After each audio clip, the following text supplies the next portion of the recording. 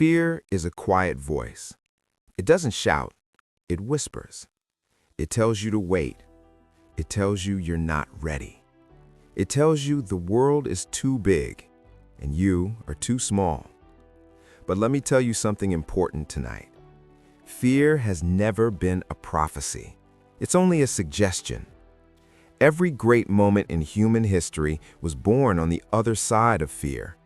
Every breakthrough, every victory, every life that truly mattered, it all began when someone stood still for a moment, heart pounding, and chose courage anyway. Being fearless doesn't mean you don't feel fear. It means fear doesn't get the final vote. Fear shows up when you're about to grow, when you're standing at the edge of something meaningful, when your comfort zone is about to collapse and your potential is about to expand. Fear arrives quietly, often when you are standing at the edge of something that matters. It doesn't crash into your life with noise and chaos. It settles in like a shadow, stretching longer the closer you get to your purpose. Your heart beats faster, your mind starts racing, and suddenly doubt feels louder than possibility. Most people see this moment and believe it's a warning, a red light telling them to turn back. But fear was never meant to stop you. Fear is not a wall. Fear is a signal. Every time fear shows up, it's pointing at something important. It appears when growth is nearby, when comfort is about to be replaced by courage. Think about it. You were never afraid of the things that kept you small. Fear doesn't visit routines, excuses, or safe choices. It visits dreams. It knocks on the door when you're about to step into unfamiliar territory, when you're about to become someone you've never been before. Fear is not asking you to retreat. It's asking you to rise. The problem isn't fear itself. The problem is misunderstanding it. When fear speaks, many people interpret it as danger instead of transformation. They confuse discomfort with destruction, but discomfort is not the enemy. Stagnation is. Fear is simply your mind acknowledging that change is happening. It's the sound of your old limits breaking under the weight of new possibilities. If fear truly meant stop, then every great achievement would have ended before it began. No meaningful journey starts with trembling hands or an uncertain heart. Fear shows up because the stakes are real, because the dream matters, because failure would hurt, and success would change everything. That's not a sign to walk away. That's proof you're standing in front of something powerful.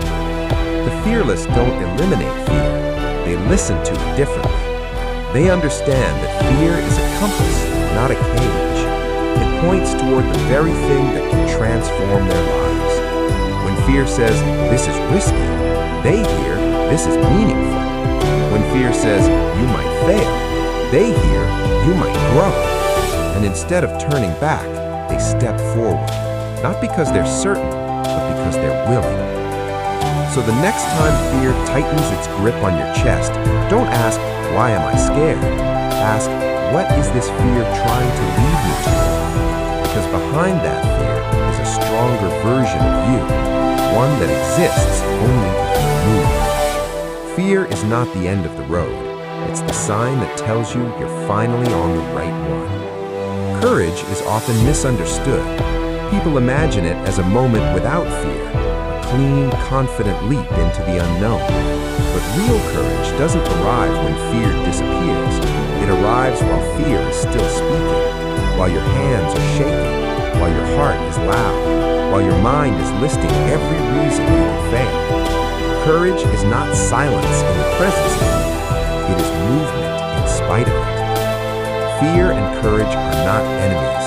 They walk into the moment together. Fear says, "This could hurt." Courage replies, "But it could also matter." And in that space between hesitation and action, a decision is made that defines everything that comes next. Most people wait for fear to leave before they act, not realizing that fear never leaves first. It follows. It always follows. Courage is what moves ahead anyway. Look closely at the moments that shaped your life. The times you spoke when your voice trembled. The times you tried when you weren't sure you could succeed. The times you stood up when it would have been easier to stay quiet. Those weren't fearless moments. They were courageous ones. And courage, unlike confidence, is not loud. It doesn't announce itself. It whispers, "Take one more step." Courage doesn't demand certainty. It doesn't wait for perfect conditions or flawless timing. It understands a simple truth. Waiting for fear to disappear is another form of surrender. Life does not reward those who wait to feel ready. It rewards those who are willing to begin before they're prepared, to learn while moving, to grow while stumbling forward. Every bold life you admire was built on decisions made in fear, not the absence of it, the endurance of it. Courage is choosing the hard conversation, choosing the uncomfortable truth, choosing the uncertain path over the familiar cage.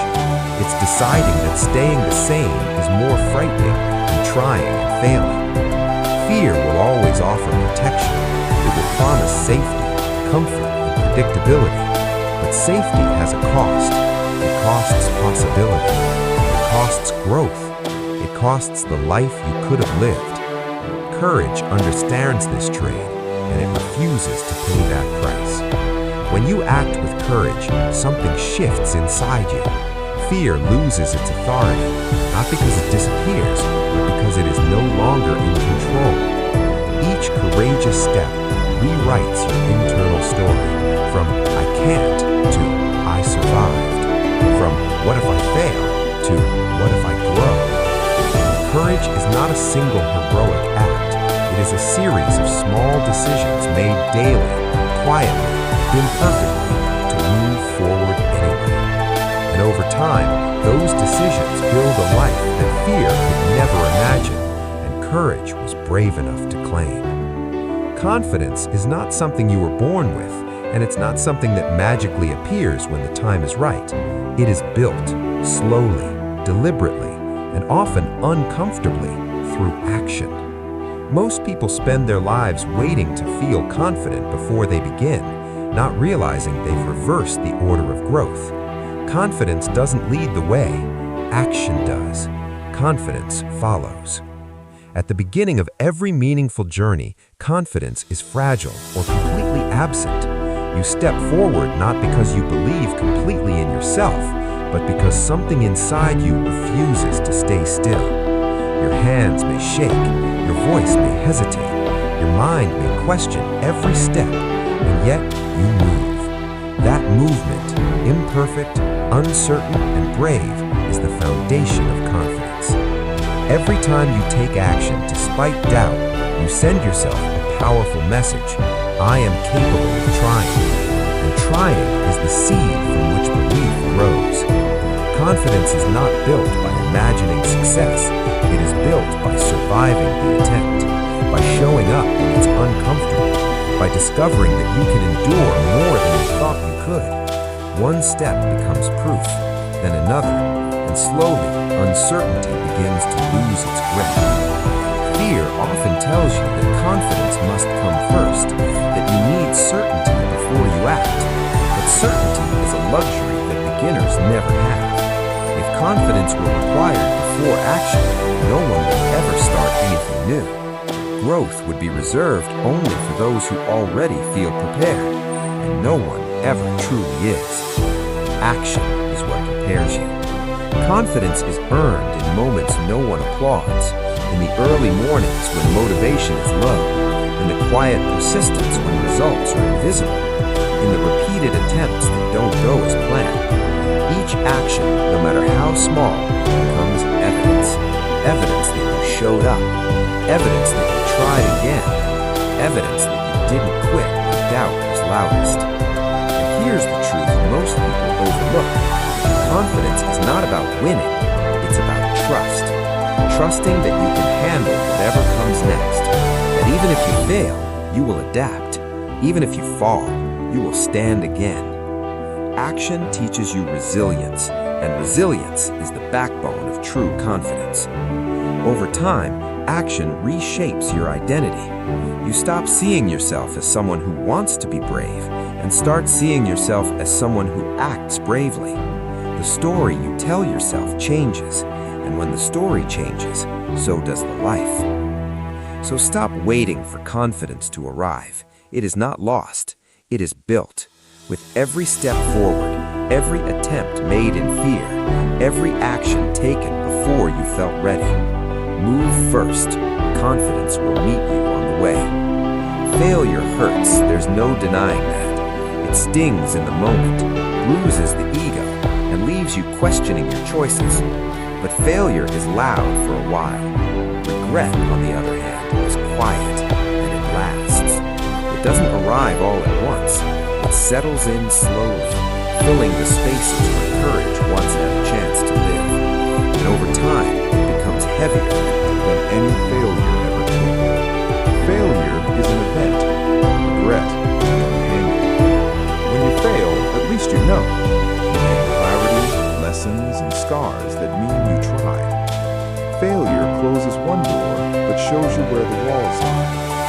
Regret offers no such mercy. It keeps the door forever half open, whispering, "What if?" in the silence of lonely days.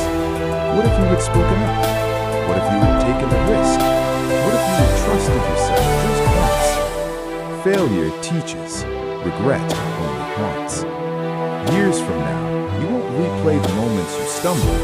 You'll replay the moments you stood still, the chances you postponed, the dreams you convinced yourself were unrealistic, the calls you never made, the steps you never took because fear convinced you that safety was smarter than courage.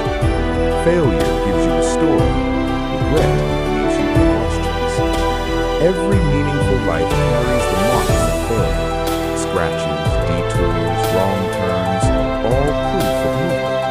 But regret is the mark of a life paused, a life lived cautiously, not fully.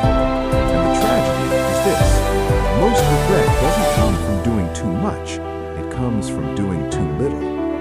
Fear tells you failure will define you. It won't. Failure refines you. It reshapes your understanding of yourself and the world. It builds resilience. It gives you wisdom you can't borrow from anyone else. Failure says you tried. Regret says you didn't. And there is a deep, unspoken pain in knowing you never gave yourself a chance. Time has a way of softening failure, but sharpening regret. As the years pass, the embarrassment fades, the wounds heal, and the lessons remain. But regret grows clearer, louder, more personal, because by then, you understand exactly what that moment cost you. So choose the pain that passes, choose the pain that teaches, choose the pain that comes with movement, not stagnation. Let failure be your teacher, not your jailer. Let it shape you, not silence you. At the end of the road, you won't ask yourself if you always succeeded. You'll ask yourself if you were brave enough to try. And in that moment, only one answer brings peace. The comfort zone is a quiet place, familiar, predictable, safe.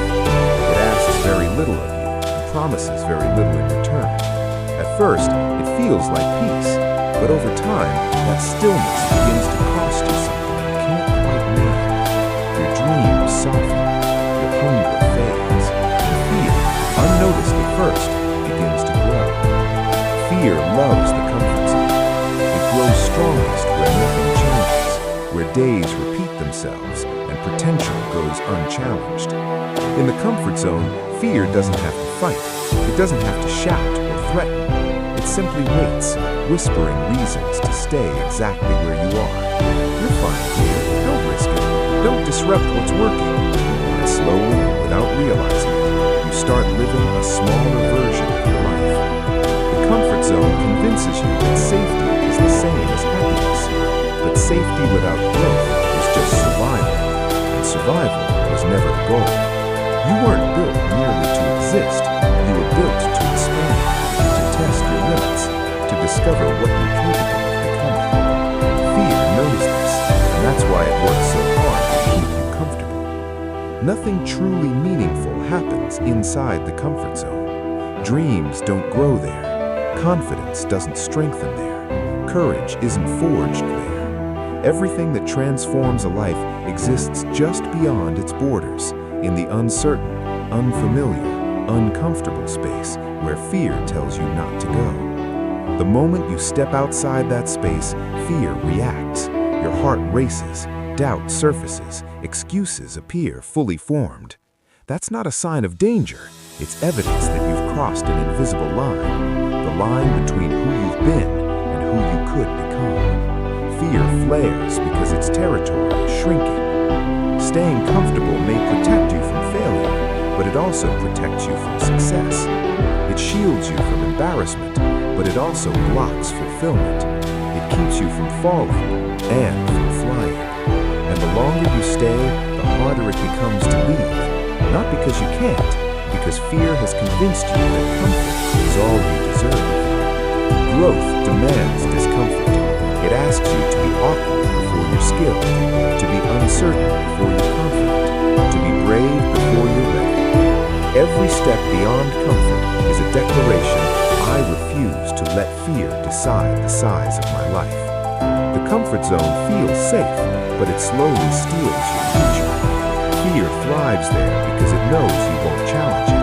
The moment you do, the moment you take one uncomfortable step forward, fear weakens, not all at once, but enough for you to breathe, enough for you to realize that comfort was never protection. It was a cage, and you were never meant to live behind bars. The world is not moved by intention alone. It listens for action. Quietly, patiently, it waits to see who is willing to step forward when the outcome is uncertain. And when you do, when you choose courage over comfort, something remarkable begins to happen. The world responds. At first, it's subtle. A door opens where there was once a wall. A conversation happens at just the right moment. A chance appears that wasn't there yesterday. These moments don't feel like miracles. They feel like coincidences. But they are not accidents. They are responses, signals that the world recognizes motion. Courage creates momentum. When you move boldly, even imperfectly, you break the stillness that keeps possibilities dormant. Fear keeps life static. Courage sets it in motion, and motion changes everything. People notice effort. Opportunities are drawn to energy. Help often appears only after you prove you're willing to begin on your own. The world doesn't reward certainty, it rewards commitment. It responds to those who say, I don't know how this will end, but I'm going anyway. That kind of resolve sends a message louder than words ever could. It tells life you're ready to participate, not just observe. Courage has a way of calling allies you didn't know existed. Mentors emerge, support arrives, paths intersect at exactly the right time. Not because you were lucky, but because you were visible. Courage makes you visible. When you hide, the world passes you by. When you step forward, it meets you halfway. And it's not just the external world that responds. Something inside you shifts as well. Each courageous act reinforces a deeper belief: I can handle this. That belief changes how you walk, how you speak, how you decide. The world reflects that confidence back to you. What you project through action, life mirrors through opportunity. Courage also invites resistance. Not every response will be easy or kind. Some doors will close, some people will doubt you, but even resistance is a response, proof that you are no longer invisible.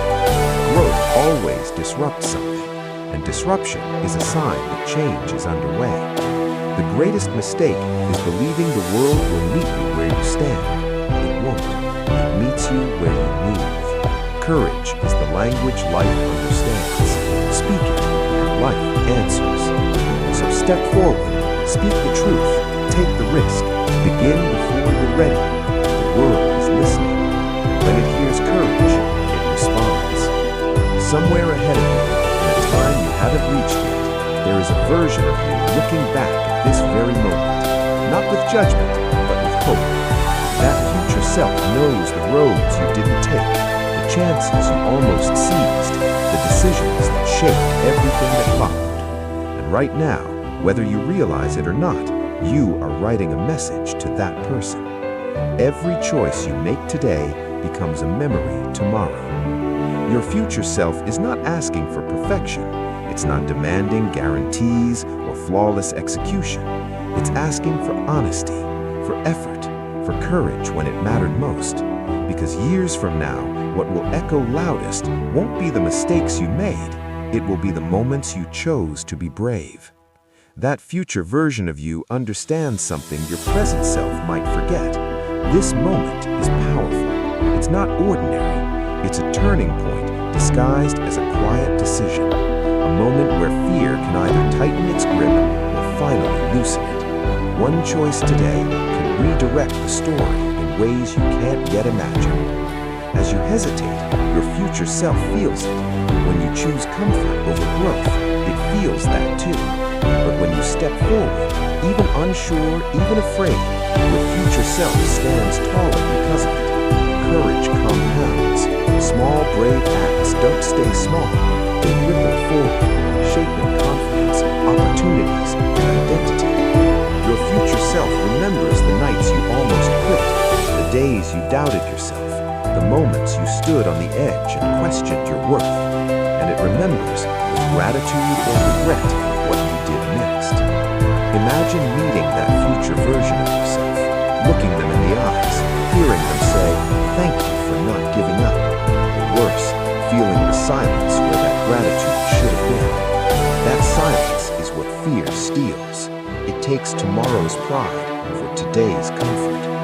You don't owe your future self success. You owe them courage. The courage to try. The courage to begin. The courage to fail forward instead of standing still. Because effort creates options. And options create futures. The choices you avoid today don't disappear. They wait. And one day, your future self will carry the weight of what you postpone. But when you act now, when you choose fearlessness in this moment, you give your future self a gift no one else can. A life that was lived, not merely endured. So stand up for the person you were becoming. Let today be the moment your future self looks back on and says, "That's when everything changed." Fear will still be there when this ends. That's okay. Fear was never the enemy. Letting it decide was. You've learned this. Fear is a signal. Courage is action. Confidence is built by moving, and regret is heavier than failure. Comfort shrinks lives. Courage expands them. And your future self is watching every choice you make right now. So when the moment comes, and it will, don't wait to feel ready. Step forward anyway. Speak anyway. Try anyway.